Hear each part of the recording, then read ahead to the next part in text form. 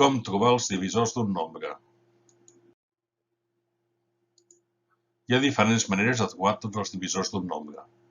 Una manera és anar dividint per ordre, començant pel número 1 i anar pujant. Fem un exemple. Anem a trobar tots els divisors de 40.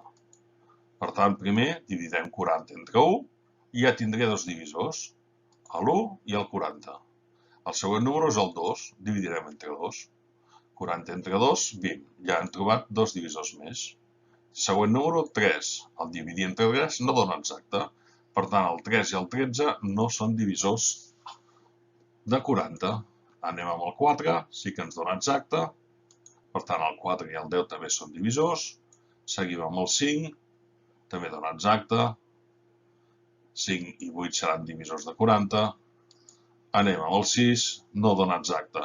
Però hem arribat a una situació concreta, en què quan el resultat, el quocient, és més petit o igual que el divisor, ja no cal continuar dividint, ja podem parar. Ja hem trobat tots els divisors. Així doncs, els divisors de 40 seran 1, 2, 4, 5, 8, 10, 20 i 40.